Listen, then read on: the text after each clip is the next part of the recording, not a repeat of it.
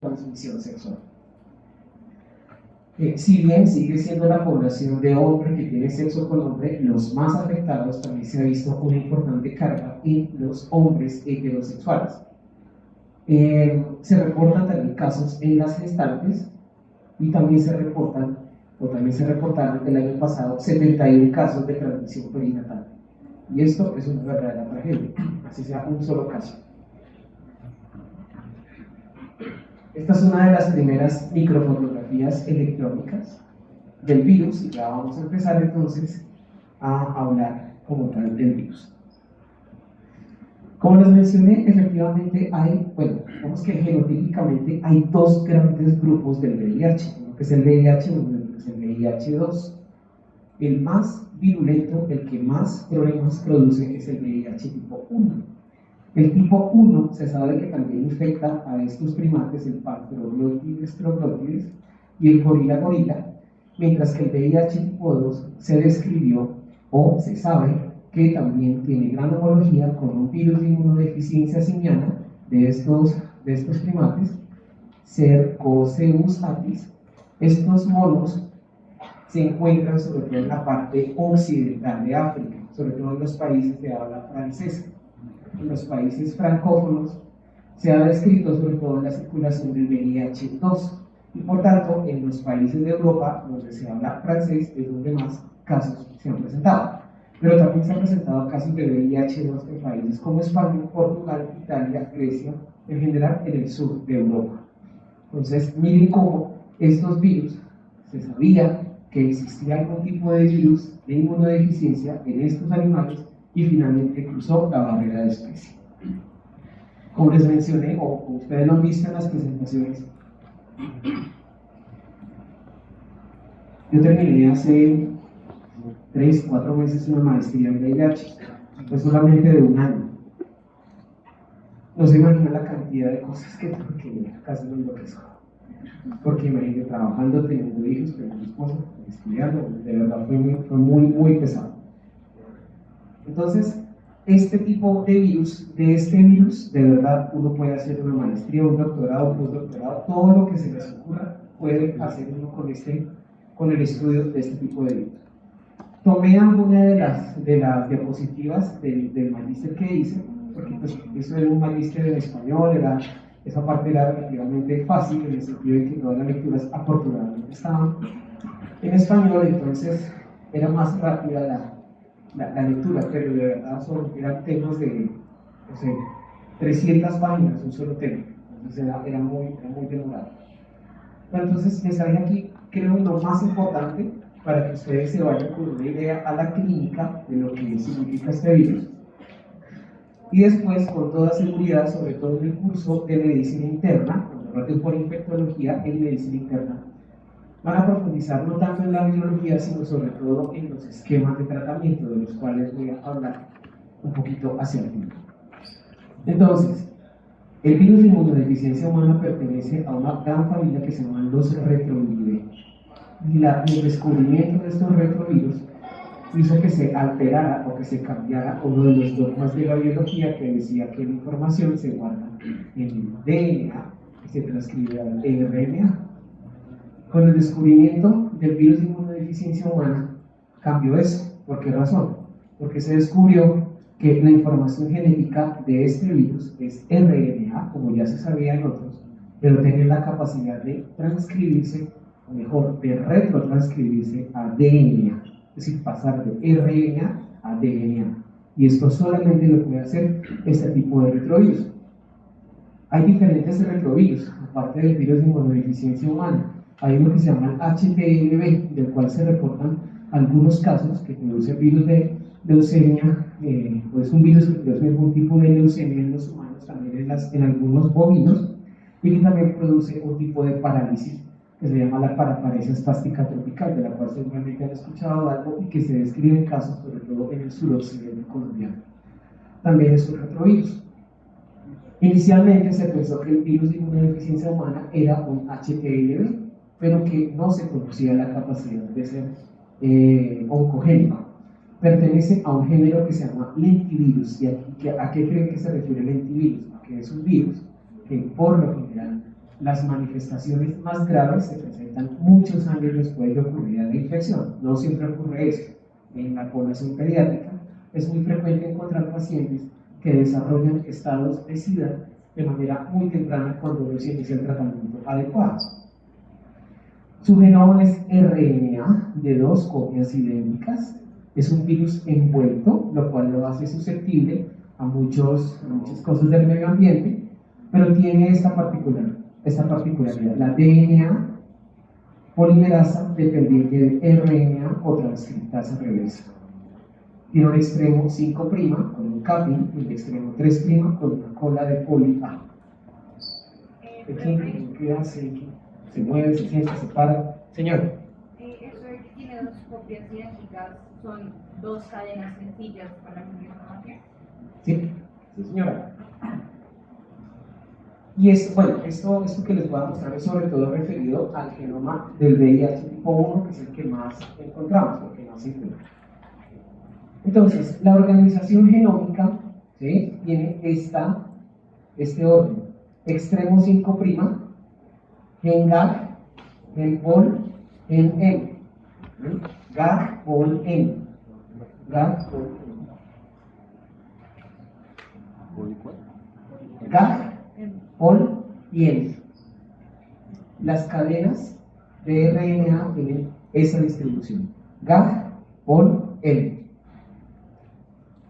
¿Y qué significa cada una de estas cosas? El gen N está involucrado en la síntesis de proteínas de ¿a qué le suena? De la envoltura. Siendo las principales proteínas el GP41 y el GP120. GAG, ¿a qué se refiere? A las proteínas que se encuentran en la nucleocápside, a las proteínas estructurales de la nucleocápside. Bueno, la más estudiada es la P24. Y POL se refiere a la polimerasa, pero este gen de la polimerasa tiene la capacidad de que a partir de la secuencia genética, de la secuencia de nucleótidos de POL, se sintetizan 3 enzimas: la RT, la transcriptasa, la integrasa y la proteasa. Bueno, esas tres.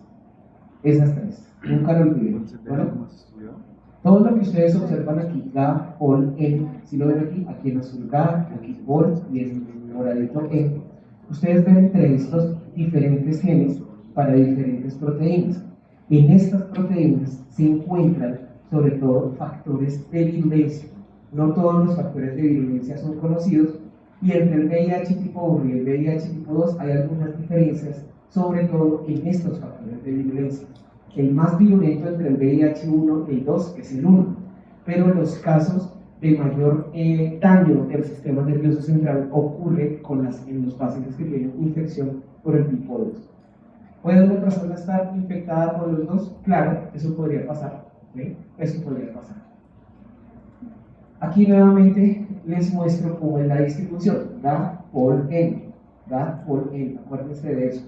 La POL, la polimerasa, el gen GAG para los genes relacionados con la nucleocápside, y M para la envoltura. Aquí aparecen diferentes transcripciones y traducciones de otras proteínas que hacen parte de uno o de otro, VIH1, VIH2. Aquí hay, por ejemplo, unas proteínas que no están en el 1, pero sí en el 2. Pero ambos son igual de peligrosos. Ambos son igual de contagiosos. Ambos representan un verdadero problema para la salud pública. Y estos dibujitos son los que muestran la distribución de este tipo de cómo se distribuyen en el virión las diferentes proteínas que trae el virus. A diferencia de lo que tú habías preguntado antes, aquí la polimerasa sí está incluida, porque la polimerasa se necesita para un proceso de retrotranscripción. Ya te voy a mostrar. Bueno, entonces miren cómo en la nucleocápside se encuentran diferentes proteínas. Por ejemplo, P24, la que les decía, muy importante, se encuentra la transcriptasa reversa y se encuentra la doble cadena de RNA. Y en la envoltura tenemos GP120 y GP41. Realmente estas dos forman una que se llama GP160, pero para fines como tal de la unión del receptor de la proteína la proteína de la cultura al virus, generalmente a las células hospedera, perdón, generalmente se refiere como GP120 y GP140 y GP41, no sé qué me ha pasado. Bueno, entonces, miremos ahora el ciclo biológico. El ciclo biológico del virus inmunodeficiencia humana cumple 6 pasos. 6 pasos, ¿bueno? El primer paso es la unión del virus a su receptor. Y el receptor es el receptor, pues el CD4. ¿Listo? El receptor del virus inmunodeficiencia humana es el CD4. Por eso el blanco de infección del virus son los linfocitos del CD4.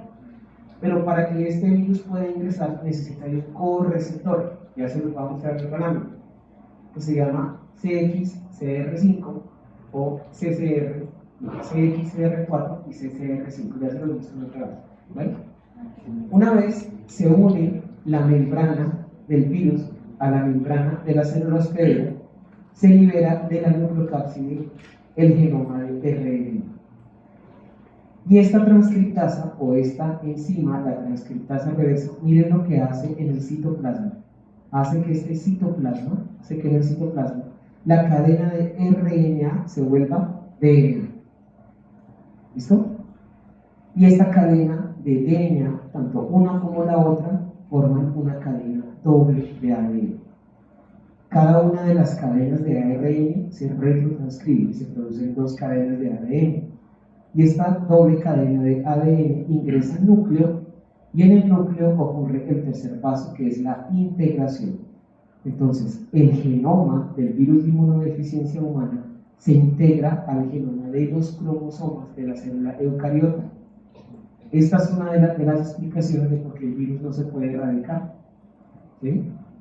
Porque el virus porque el genoma del virus se mete dentro de los cromosomas. ¿Cómo eliminamos un pedazo de cromosoma de todas nuestras células? Es imposible. ¿Listo? Entonces, primer paso, unión. Segundo paso, retranscripción. Tercer paso, la integración. ¿Listo?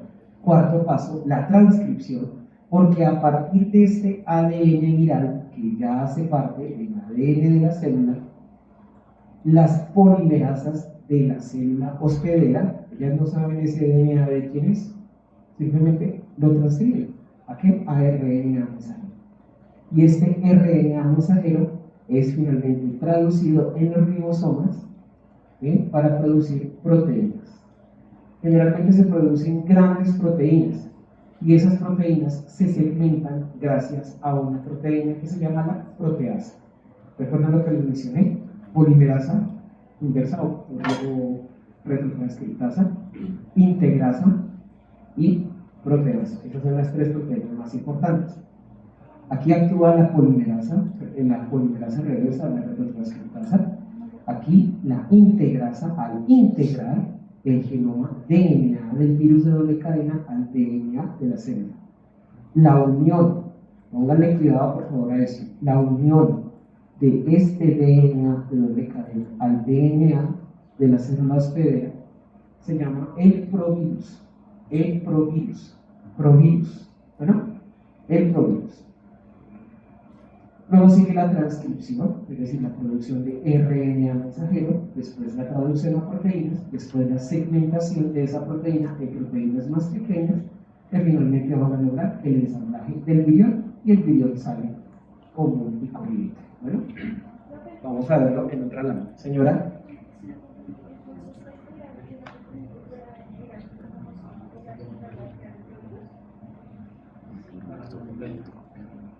Sí, señora. Entonces, ¿qué es el provirus? Es el ADN viral integrado al ADN del cromosoma. Bueno, aquí no vemos ahora blanco y negro. Receptor, el TCD4 y el correceptor, que se los va a mostrar en la siguiente lámina.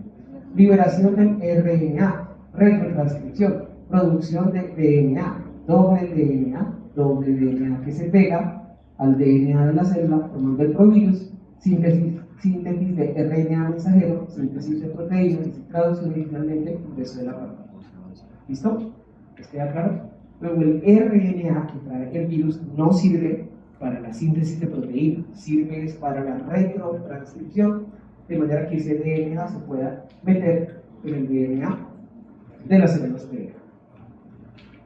Acá tenemos el receptor celular, que es el receptor CD4, ¿sí? Y efectivamente el conjunto de estas proteínas, GP41 y GP120, que hacen parte de la membrana del virus, estas son las moléculas que presenta o con las que se presenta el virus para unirse a su receptor.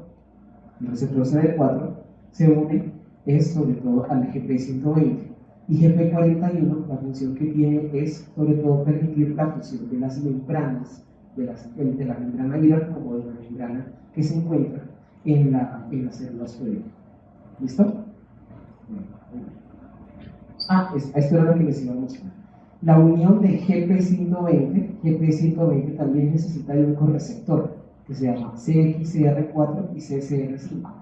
Hay células que solamente presentan CCR5, otras que presentan CXCR4.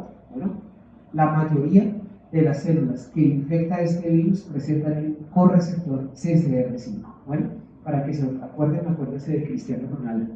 No es CR7, pero CR5. ¿Bueno?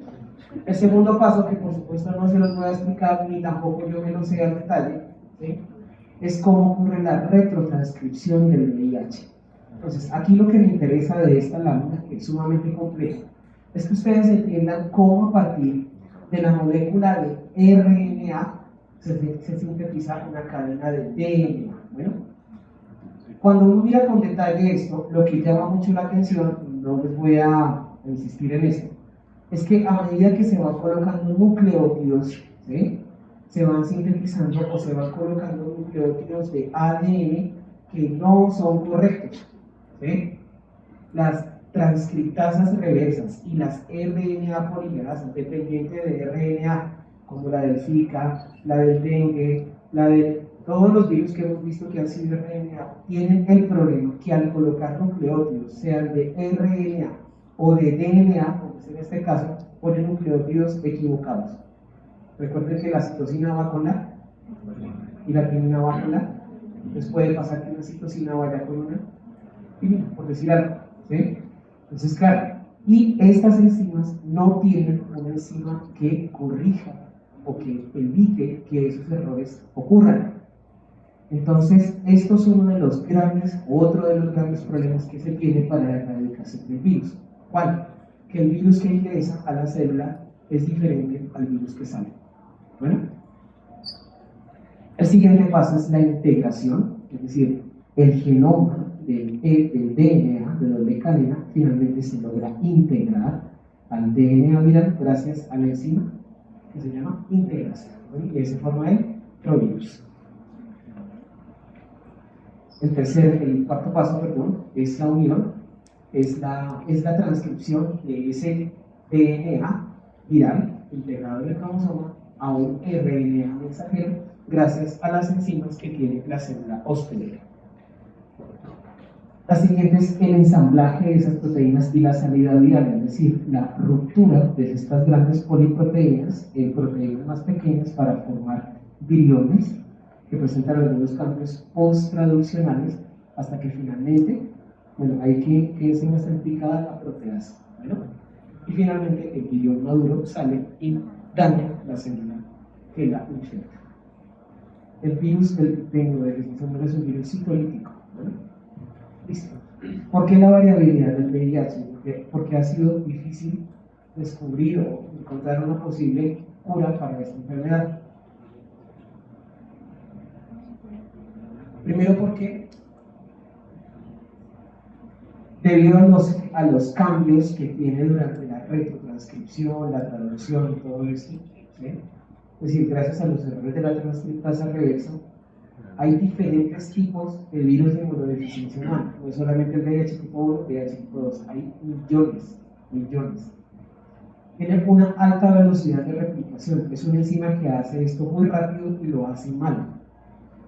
Y para colmo, dentro de una misma célula hospedera, no es que entre un solo virión, entran miles de viriones dentro de una célula. Y entre ellas mismas ¿sí? Puede que se intercambien nucleótidos una de otra, eso se llama los procesos de recombinación. Esto ha sido, o esto es lo que explica, bueno, aparte de la unión del cromosoma, es por qué razón ha sido tan difícil encontrar una vacuna para el virus, porque los epítopos que finalmente expresa el virus, ¿sí?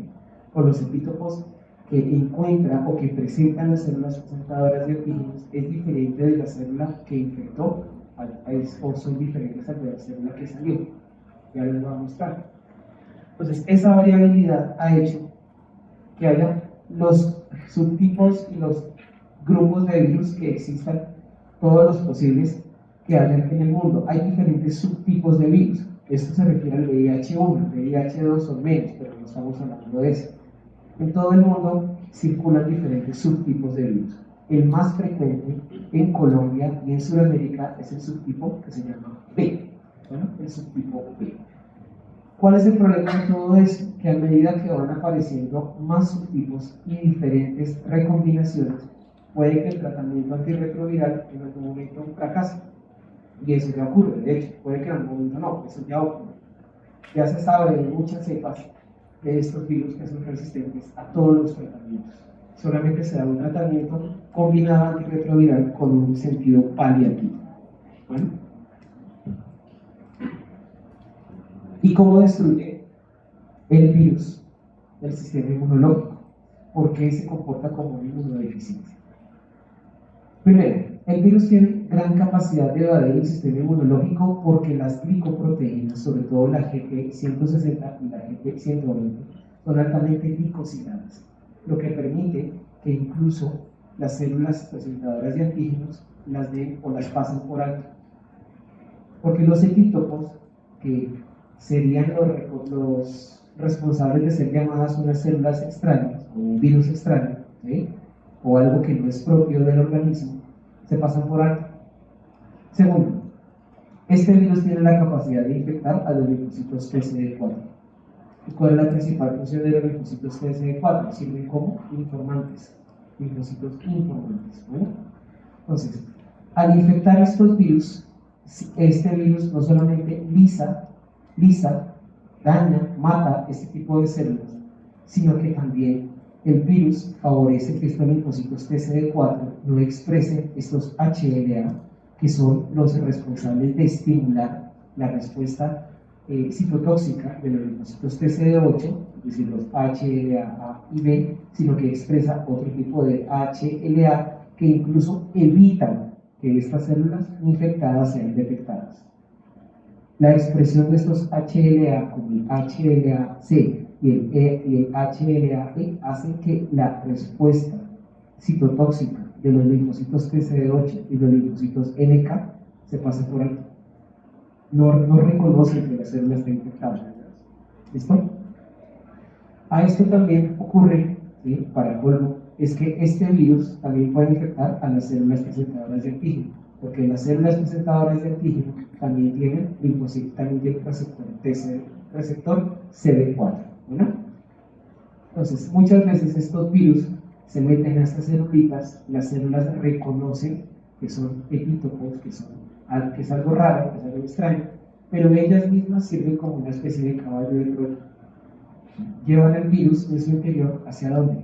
Hacia los ganglios hepáticos, hacia el folículo linfoides. Y en los folículos linfoides, ¿qué encuentra este virus? Pues toda la población virgen de linfocitos posibles, y a todos tienen la capacidad de infectar. A los linfocitos TCD8 no los infecta porque no tiene ese receptor, pero se sabe que la respuesta TCD8 de estos pacientes está funcionalmente disminuida. Lo mismo pasa con los linfocitos NK. Los linfocitos NK no es que disminuyan su número, sino que disminuyen su funcionalidad.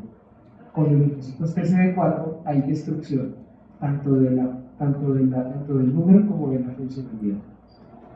¿Verdad? La GP, o sea, todas las glicoproteínas de membrana, GP160, GP120, ¿vale? Bueno.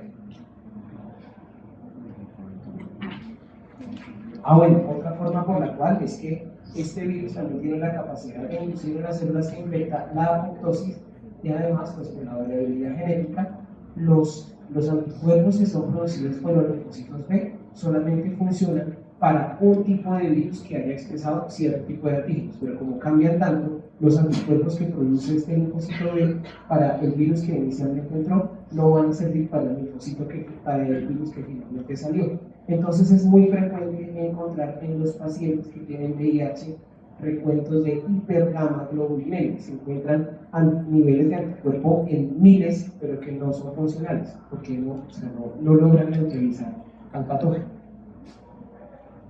Y esta es la evolución natural de una enfermedad. Entonces, en la lámina que tenemos en la parte C, encontramos lo siguiente. Fíjense primero acá en lo que les estoy señalando en la parte de abajo. Miren que el virus que ingresó es un virus de color morado. ¿Sí? Y a medida que va pasando el tiempo, el virus presenta diferentes cambios en su genoma hasta que en algún momento el virus que ingresó aquí ya no es el mismo de acá.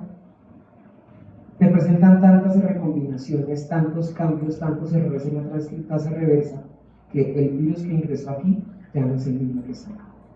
¿Bueno? Y toda esa cantidad de genotipos que no permiten encontrar un solo epítopo para poder crear una vacuna, un solo blanco para poder tratar la enfermedad, eso es lo que se llama una cuasi especie viral. Cuasi especie viral. La secuencia genética de este virus es posiblemente muy diferente a la que teníamos, pero sigue siendo el virus de inmunodeficiencia humana. Cuando hay un tratamiento antirretroviral establecido de manera temprana, por lo general esas cuasi especies no se presentan. La persona generalmente, el individuo, está afectado casi siempre por un solo genotipo. Ahora miremos estas curvas. ¿Qué significa todo eso? Cuando ocurre una infección en el evento agudo, cuando ocurre una infección aguda, y ya vamos a ver cómo se clasifica el tiempo, ustedes ven cómo al poco tiempo de ocurrir la infección y sin diagnóstico y sin iniciar tratamiento antirretroviral, la carga viral aumenta muchísimo. La cantidad de RNA que se detecta del virus puede ser de millones de copias.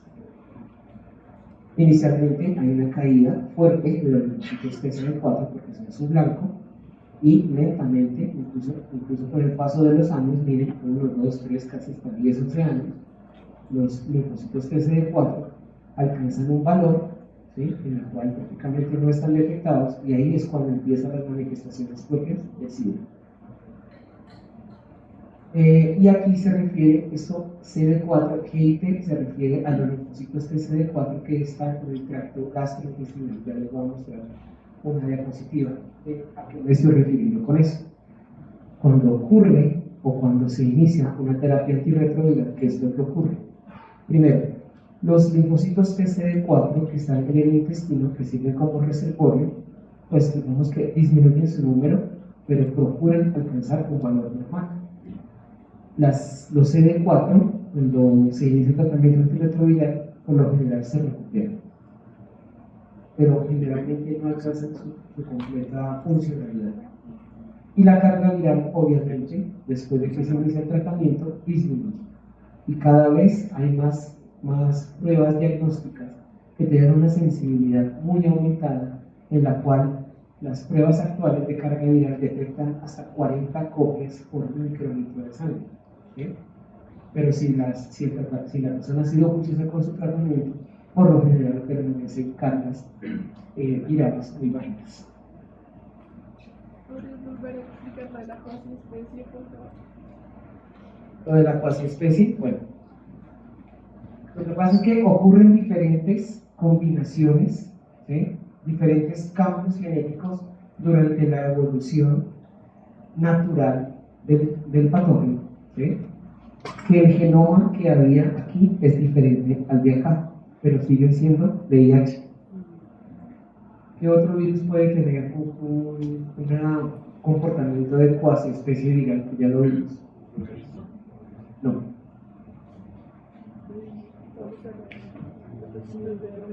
El norovirus. ¿Se acuerdan que les dije que había 8 genotipos de norovirus, pero que dentro de eso había no sé cuántos subtipos y que eso había impedido el encontrar una vacuna? El norovirus también tiene un comportamiento de una cuasi especie viral. Y otro que vamos a ver ahorita es uno de los virus de la hepatitis. Bueno,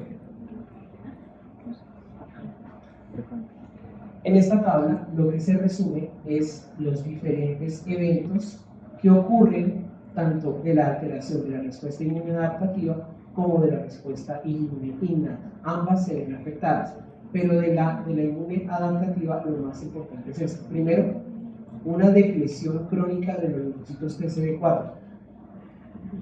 Y esto es uno de los criterios para definir SIDA, lo vamos a ver ahorita.